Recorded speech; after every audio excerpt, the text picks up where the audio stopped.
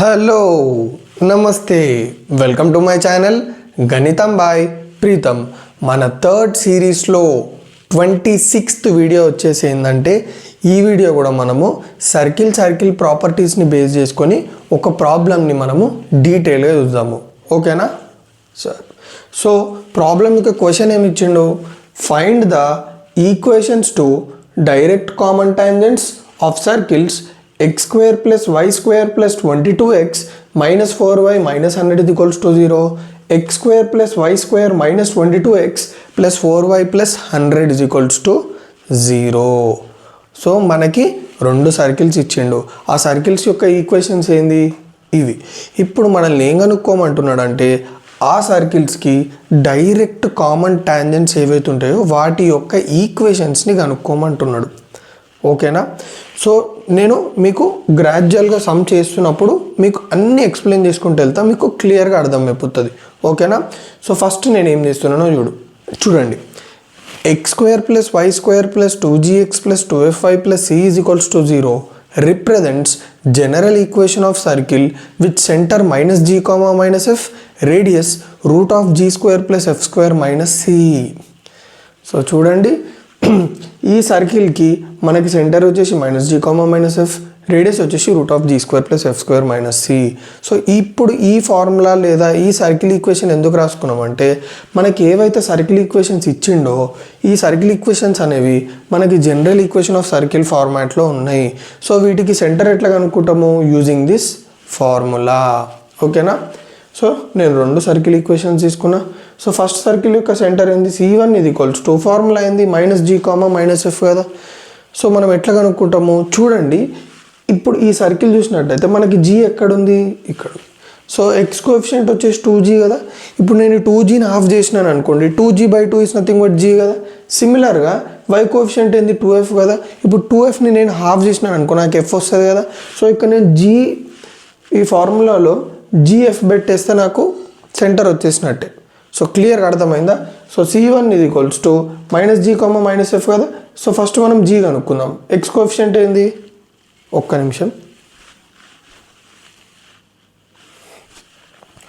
So ఇక్కడ మనకి X coefficient ఏంది 22, దాన్ని ఆఫ్ చేయండి ఎంత 11. So minus 11 minus of y coefficient ఎంత ఉంది -4, -4ను ఆఫ్ చేయండి -2. సో మైనస్ ఆఫ్ -2 ఇది equals to minus into 11 is nothing but -11, minus into minus is nothing but plus. So +2. Next అట్లనే సర్కిల్ 2 కూడా సెంటర్ కనుక్కుందాం. C2 ఇది ఈక్వల్స్ టు ఎక్స్ కోఎఫిషియంట్ ఎంత -22, -22/11 is nothing but -11. So minus g కాబట్టి minus of -11, minus f కాబట్టి y coefficient ఏంది 4. So 4/2 is nothing but 2. So -2. So minus into -11 అంటే +11, minus into 2 is nothing but -2. So ఇక్కడ నేను C1 C2 అనే వాల్యూని direct రాసిన, అది ఎందుకు రాసినానో నేను మీకు ఎక్స్ప్లెయిన్ చేస్తాను తర్వాత. సో C1 C2 అంటే ఏంది, సెంటర్ C1కి సెంటర్ C2కి మధ్యలో డిస్టెన్స్ నాకు √457 వచ్చింది. ఓకేనా? గుర్తుపెట్టుకోండి. సో నెక్స్ట్ నేను ఏం చేస్తున్నా, ఈ సర్కిల్కి రేడియస్ కనుక్కుంటున్నా. రేడియస్ ఫార్ములా ఏంది route of g square plus f square minus c. So r1 ఇది ఈక్వల్స్ టు అండర్ రూట్. చూడండి ఇక్కడ మనకి gf ఆల్రెడీ ఉన్నాయి, సో మనం కన్ఫ్యూజ్ కానక్కర్లేదు. సింపుల్గా ఈ gf ఇక్కడ సబ్స్టిట్యూట్ చేసుకోవడం. g స్క్వేర్ అంటే 11 స్క్వేర్ ప్లస్ f స్క్వేర్ అంటే -2 స్క్వేర్ మైనస్ c అంటే ఏం చెప్పండి. ఇక్కడ చూడండి, ఇక్కడ కంపేర్ చేస్తే మనకి c ఏముంది -100. So minus of -100. So r1 ఇది equals to under root 11 square అంటే 121 ప్లస్ -2 హోల్ స్క్వేర్ అంటే 4, minus into minus plus 100. r1 ఇది equals to √225 which is nothing but 15. Next ఈ సర్కిల్ యొక్క రేడియస్ కనుక్కుందాం. r2 ఇది equals to under root g square ఎంత ఉంది ఇక్కడ g -11 whole square plus f square, ఇక్కడ f ఎంత ఉంది 2 స్క్వేర్ మైనస్ c అంటే c వాల్యూ ఎంత ఉంది 100. సో r2 ఇది equals to under root 121 plus 4 minus 100. r2 ఇది equals to under root 121 plus 4 125 minus 100 which is nothing but √25. Square root of 25 is nothing but 5. ఓకేనా? So మనకి C1 C2 వచ్చింది, R1 R2 వచ్చింది. So ఇక్కడ నేను ఏం చేస్తున్నా అంటే C1 C2 వాల్యూ కనుక్కున్నా, డిస్టెన్స్ బిట్వీన్ 2 సెంటర్స్ 457. నెక్స్ట్ నేను ఏం చేస్తున్నా అంటే R1 ప్లస్ R2 వాల్యూ అనుకుంటున్నా. సో R1 వాల్యూ ఎంత 15, R2 వాల్యూ ఎంత 5. So 15 plus 5 is nothing but 20 కదా. ఓకే, ఇప్పుడు నేను C1 C2ని R1 ప్లస్ R2ని కంపేర్ చేయాలనుకుంటున్నాను. కంపారిజన్ అంటే ఏంది, C1 C2 గ్రేటరా లేకపోతే C1 C2 equals to R1 plus R2 లేదా C1 C2 is less than R1 plus R2 అనే కంపారిజన్ చేద్దాం అనుకుంటున్నా. చూడండి C1 C2 వాల్యూ ఎంత √57, R1 ప్లస్ R2 ఎంత 20. ఇప్పుడు √57 నేను 20 కంటే ఎక్కువ అంటున్నా. చాలా మందికి డౌట్ వస్తుంది, ఎట్లా సార్ మాకు అర్థం కావట్లేదు అంటే సింపుల్గా మీరు 20ని √400 రాసుకోగలుగుతారా? Square root of 400 is nothing but 20 కదా. సో నేను 20ని స్క్వేర్ రూట్ టర్మ్స్లో రాసుకోవడానికి ట్రై చేసిన, ఎందుకంటే మనకు కంపారిజన్ ఈజీ అయిపోతుంది. ఇట్లా నేను కంపేర్ చేసి ఇది గ్రేటర్ అని చెప్తే మీకు అర్థం కాదు. అందుకే నేను ఏం చేసిన చూడండి, √400 20 √400 అని రాస్తే now you can clearly say that √457 is greater than √400. అవునా కదా? That means C1 C2 is greater than R1 plus R2 కాదా? అయితే దీనివల్ల మనకేం ఉపయోగం అంటే మనం మన సర్కిల్ రిలేషన్స్లో ఒక ఇంటరాక్షన్ గురించి చదువుకున్నాం. ఏంది, ఎప్పుడైతే C1 C2 greater than R1 plus R2 అవుతుందో అప్పుడు 2 సర్కిల్స్ అనేటివి టచ్ కావు అండ్ ఒక సర్కిల్ బయట ఇంకో సర్కిల్ ఉంటుంది. సో దీన్ని బట్టి మీకు ఏమర్థమైంది, మనం తీసుకున్న 2 సర్కిల్స్ ఏవైతున్నాయో ఆ 2 సర్కిల్స్ అనేవి టచ్ కావు. ఓకే, అండ్ ఒక సర్కిల్ బయట ఇంకో సర్కిల్ ఉంటుంది. అయితే దీనివల్ల మనకేంది ఉపయోగం అంటే చూడండి, ఇప్పుడు ఈ పర్టికులర్ ఇంటరాక్షన్కి మనం ఎన్ని కామన్ టాంజెంట్స్ గీయొచ్చు? 4 కామన్ టాంజెంట్స్ గీయొచ్చు. ఇవి వచ్చేసి డైరెక్ట్ కామన్ టాంజెంట్స్, ఇవి వచ్చేసి ట్రాన్స్ఫర్స్ కామన్ టాంజెంట్స్. అవునా కదా? సో ఇక్కడ మనల్ని ఏం కనుక్కోమంటుండు, డైరెక్ట్ కామన్ టాంజెంట్స్. సో మీకు నేను డైరెక్ట్ కామన్ టాంజెంట్స్ అని ఇది అని చెప్తే మీకు అర్థం కాదు కాబట్టి చిన్న ఒక 1 minute బ్యాక్ స్టోరీ చెప్పిన అంతే. సో ఇప్పుడు ఇవి వచ్చేసి డైరెక్ట్ కామన్ టాంజెంట్స్ కదా. మీరు గమనించినట్టయితే ఈ 2 డైరెక్ట్ కామన్ టాంజెంట్స్ అనేది ఒక దగ్గర మీట్ అవుతున్నాయి, అంటే ఒక దగ్గర కట్ అవుతున్నాయి కదా. That is nothing but point of intersection. ఇప్పుడు ఈ పాయింట్ ఆఫ్ ఇంటర్సెక్షన్కి మనం ఒక పేరు ఇచ్చినాం, that is nothing but external centre of similitude. And ఈ 2 ట్రాన్స్ఫర్స్ కామన్ టాంజెంట్స్ ఎక్కడైతే కట్ అవుతున్నాయో లేదా మీట్ అవుతున్నాయో ఆ పాయింట్ని మనము ఇంటర్నల్ సెంటర్ ఆఫ్ సిమిలిట్యూడ్ అంటాము. సో క్లియర్గా అర్థమైందా? ఇప్పుడు మనం ఏం చేయాలి, డైరెక్ట్ కామన్ టాంజెంట్స్ కనుక్కోవాలి. అంటే మనకి ఇప్పుడు మ్యాక్సిమం దేనితో పని ఉంటుంది అంటే ఈ ఎక్స్టర్నల్ సెంటర్ ఆఫ్ సిమిలిట్యూడ్ తోటి పని ఉంటుంది అండ్ ఈ 2 టాంజెంట్స్ తోటి పని ఉంటుంది. సో క్లియర్గా అర్థమైంది కదా? ఓకే, చూడండి ఇప్పుడు A2 external centre of similitude divides C1 and C2 in the ratio R1:R2 externally. ఏమంటున్నాడు చూడండి, A2 అనేది ఉందా, A2 అంటే ఎక్స్టర్నల్ సెంటర్ ఆఫ్ సిమిలిట్యూడ్. ఈ ఎక్స్టర్నల్ సెంటర్ ఆఫ్ సిమిలిట్యూడ్ అనేది C1 C2ని R1:R2 ఎక్స్టర్నల్గా డివైడ్ చేస్తుంది అన్నాడు. అసలు ఎక్స్టర్నల్గా డివైడ్ చేయడం అంటే ఏంది, సింపుల్గా మీరు చూసుకున్నట్టయితే C1ని C2ని జాయిన్ చేసే లైన్లో ఎక్కడైనా A2 ఉందా, లేదు. C1 C2కి బయట ఉంది కాబట్టి అది ఏ విధంగా డివైడ్ చేస్తుంది C1 C2ని ఎక్స్టర్నల్గా. ఒకవేళ C1 C2 జాయిన్ చేసే లైన్ మధ్యలో ఉందనుకో, చూడండి ఇప్పుడు ఈ A1 అనేది C1 C2ని జాయిన్ చేసే లైన్ మధ్యలో ఉంది, అందుకే A1 divide C1 C2 in the ratio R1:R2 internally. ఎప్పుడైతే పాయింట్ బయట ఉంటుందో అప్పుడు ఎక్స్టర్నల్లీ అయిపోతుంది. ఓకే, అందుకే మనం ఈ పాయింట్ రాసుకున్నాం. సో ఇప్పుడు దీని నుంచి మనం ఏం కనుక్కోవాలనుకుంటున్నాము, A2 కనుక్కోవాలనుకుంటున్నాం. ఓకే, ఎందుకు కనుక్కోవాలనుకుంటున్నాం అనేది మీకు మెల్లమెల్లగా అర్థమవుతుంది. సో A2, సో C1 వచ్చింది, C2 వచ్చింది, మనకి R1:R2 రావాలి. ఎందుకంటే ఈ A2 అనేది R1:R2 ఎక్స్టర్నల్గా డివైడ్ చేస్తుంది కదా. సో R1 ఎంత 15, R2 ఎంత 5. So 15:5 is nothing but 3:1. So మనకి L:M వచ్చేసి 3:1. సో మనకి సెక్షన్ ఫార్ములా తెలుసు కదా అందరికీ, కోఆర్డినేట్ జామెట్రీలో నా వీడియోస్ చూడండి మీకు అర్థమైపోతుంది. సో సెక్షన్ ఫార్ములా ఏంది, ఇక్కడ మనం ఎక్స్టర్నల్లీ అంటున్నాం, ఇంటర్నల్లీ కాదు. ఫార్ములా ఏంది, Lx2 minus mx1/L minus m y is equals to Ly2 minus my1/L minus m. So ఇక్కడ x1 y1 ఏంటంటే సెంటర్ 1 వచ్చేసి x1 y1, సెంటర్ 2 వచ్చేసి x2 y2, R1:R2 వచ్చేసి L:M వచ్చేసి 3:1.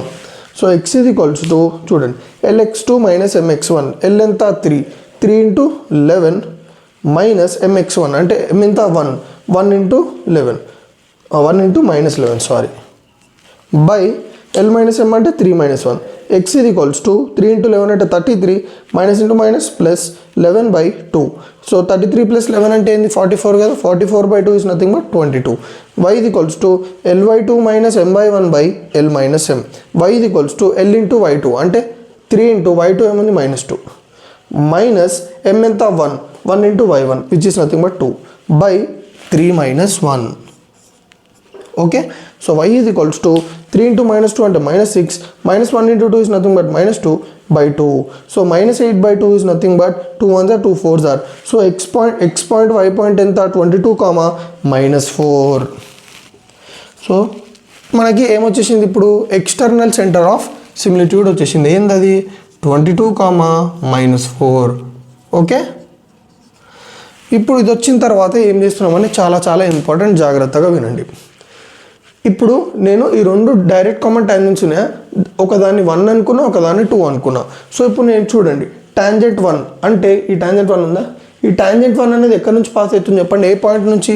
ఇది 22, -4 నుంచి పాస్ అవుతుందా లేదా?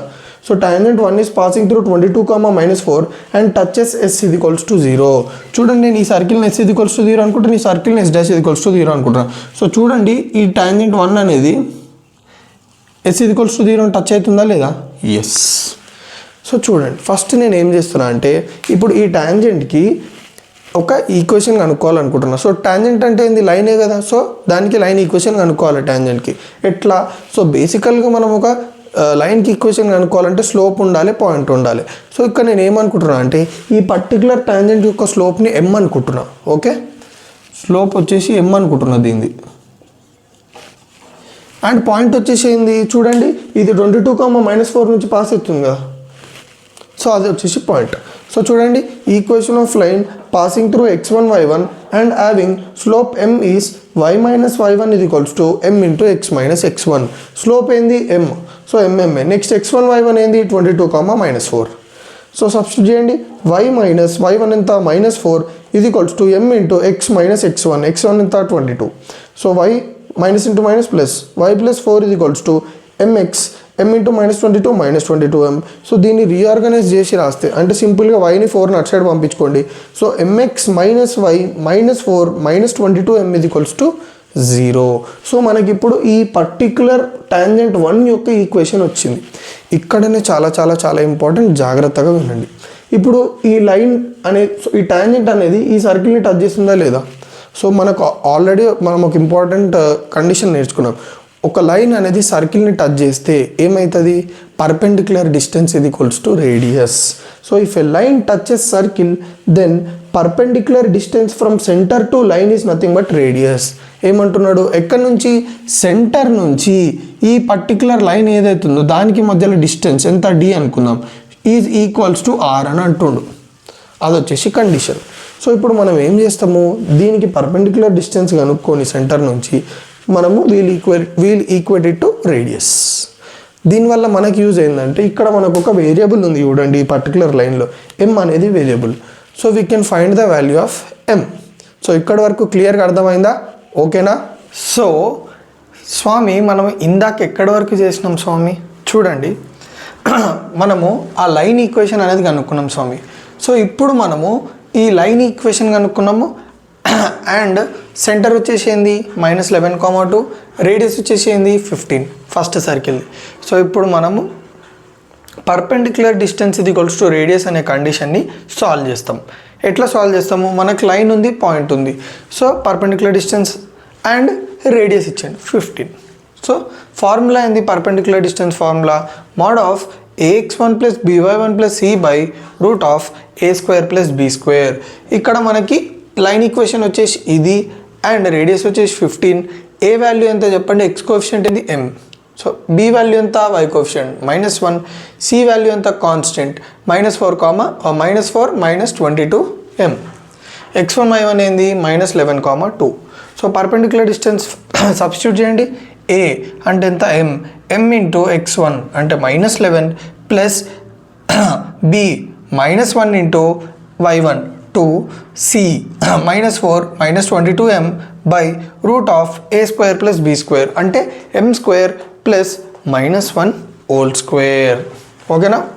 సో మనము పర్పెండిక్యులర్ డిస్టెన్స్ ఇది ఈక్వల్స్ టు రేడియస్ అనే కండిషన్ సాల్వ్ చేయాలి కదా. సో పర్పెండిక్యులర్ డిస్టెన్స్ ఇది ఈక్వల్స్ టు రేడియస్, రేడియస్ ఎంత 15.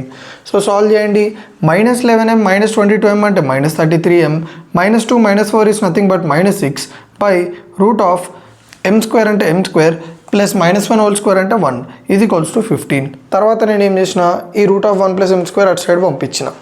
ఓకే, తర్వాత నేను ఏం చేసినాను చూడండి, ఇందులోకించి నేను 3 కామన్ తీసిన. 3 కామన్ తీస్తే నాకు ఏమొస్తుంది, 3 mod -11m - 2 is equals to 15 into √1 + m². తర్వాత ఈ 3 అటు సైడ్ పంపిస్తే డివిజన్ అవుతుంది. mod of -11m - 2 is equals to 15/3 into √1 + m². 3 1s are 3 5s are. So mod of -11m - 2 is equals to 5 into √1 + m². తర్వాత నేను ఏం చేసినా చూడండి, ఈ స్క్వేర్ రూట్ ఎలిమినేట్ చేయడానికి స్క్వేరింగ్ ఆన్ బోత్ సైడ్స్ చేసిన. సో అప్పుడు నాకు ఏమొచ్చింది చూడండి, mod of -11m - 2 whole square is equals to 5 into √1 + m². Okay, so దీన్ని నేను ఇక్కడ సపరేట్గా సాల్వ్ చేసినాను చూడండి. ఇప్పుడు నేను ఏం చేసిన, -11m - 2 హోల్ స్క్వేర్ కదా, మైనస్ కామన్ తీసిన. -11m + 2 whole square. ఈ 11m + 2 హోల్ స్క్వేర్ అంటే a + b హోల్ స్క్వేర్ ఫార్మాట్లో ఉంది కదా. సో -(a² అంటే ఏంది 11m² which is nothing but 121m² + b² అంటే 2² + 2ab అంటే 2 ఇంటూ 11m అంటే 22m ఇంటూ b అంటే ఎంత 2. 22m into b is nothing but చెప్పండి 44m. తర్వాత మీరు చూసుకున్నట్టయితే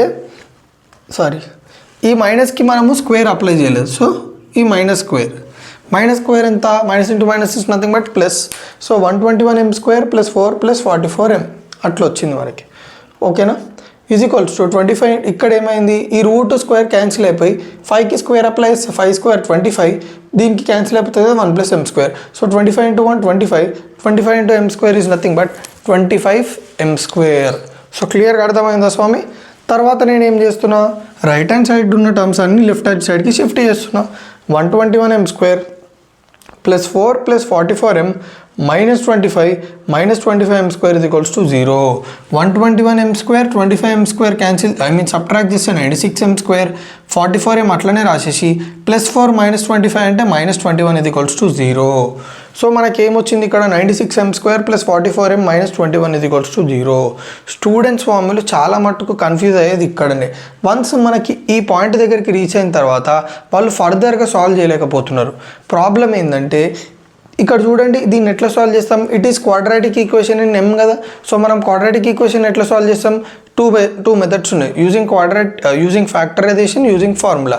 సో మోస్ట్లీ మనము ఇందులో ఫ్యాక్టరైజేషన్ యూజ్ చేస్తాం, కానీ ఫ్యాక్టరైజ్ చేయడం ఎలా, అదే చాలామందికి ప్రాబ్లం అవుతుంది. సో చూడండి, ఫస్ట్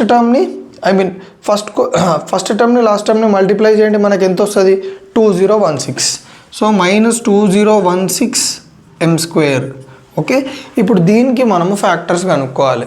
ఆ ఫ్యాక్టర్స్ ఎట్లుండాలంటే, ఆ ఫ్యాక్టర్స్ని యాడ్ చేసిన సబ్ట్రాక్ట్ చేసిన ఇది రావాలి, మల్టిప్లై చేస్తే ఇది రావాలి. అదే వెరీ వెరీ ఇంపార్టెంట్. సో ఇప్పుడు చూడండి, ఇప్పుడు నేను ఫ్యాక్టర్స్ ఎట్లా కనుక్కుంటున్నా అనేది చాలా జాగ్రత్తగా చూడండి. మనకి ఏమొచ్చింది 2016 కదా, దానికి నేను ప్రైమ్ ఫ్యాక్టరైజేషన్ చేసిన. ప్రైమ్ ఫ్యాక్టరైజేషన్ అంటే తెలుసు కదా, 2 3 5 7 వీటితోటే మనము ఫ్యాక్టర్స్ రాసుకుంటూ పోవాలి. ఓకేనా, ఎల్సిఎం టైప్ అనుకోండి, కానీ అందులో మనం ఏ నెంబర్ అన్నా వాడచ్చు, కానీ ఇందులో ఓన్లీ ప్రైమ్ నెంబర్స్ వాడాలి. 2 3 5 7. ఓకేనా, సో నాకు ప్రైమ్ ఫ్యాక్టరైజేషన్ చేస్తే ఇది వచ్చింది. ఇప్పుడు నేను ఏం చేసిన, ఫ్యాక్టర్స్ అన్నీ రాసుకున్నా. ఓకే, ఇప్పుడు ఈ ఫ్యాక్టర్స్ని నేను గ్రూప్ చేయాలి. ఎట్లా గ్రూప్ చేయాలంటే అవి రెండు గ్రూప్స్ లెక్క చేయాలి. ఓకే, ఇప్పుడు నేను ఏం చేసిన, ఇది ఒక గ్రూప్ 7 × 2 × 2 ఇది ఒక గ్రూప్, తర్వాత 2 × 2 × 2 × 3 × 3 ఇది ఒక గ్రూప్. ఓకే, ఇప్పుడు ఈ గ్రూప్కి ఆన్సర్ ఎంత, దీన్ని మల్టిప్లై 28. ఇప్పుడు ఈ గ్రూప్కి ఆన్సర్ ఎంత 72. ఓకే, నేను ఏం చేసిన, ఈ ఫ్యాక్టర్స్ అన్ని జస్ట్ ఒక 2 ఫ్యాక్టర్స్ లెక్క రాసుకోవడానికి ట్రై చేసిన. 72 × 28 రైటా. ఇప్పుడు నేను ఏం చేస్తున్నా, 72 - 72m + 28m అనుకున్నాం. ఓకే, ఇప్పుడు చూడండి, వీటి రెండింటిని యాడ్ చేయండి, +72 - 28m యాడ్ చేయండి, మనకు 44m వస్తుంది. +72m - 28mని చేస్తే మీకు -2016m² వస్తుంది.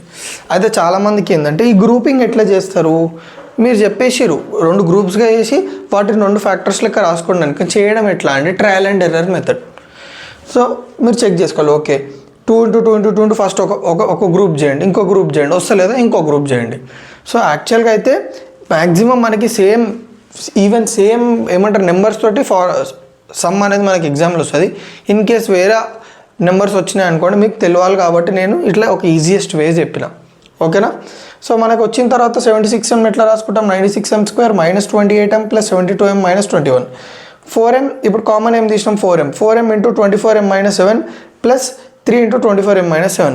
చాలా మందికి ఇక్కడ కూడా డౌట్ వస్తుంది, కామన్ ఎట్లా తీయాలి ఇంత పెద్ద దాంట్లో అని. 96 28 దేంట్లో వస్తుందో చెక్ చేసుకోవాలి మనం.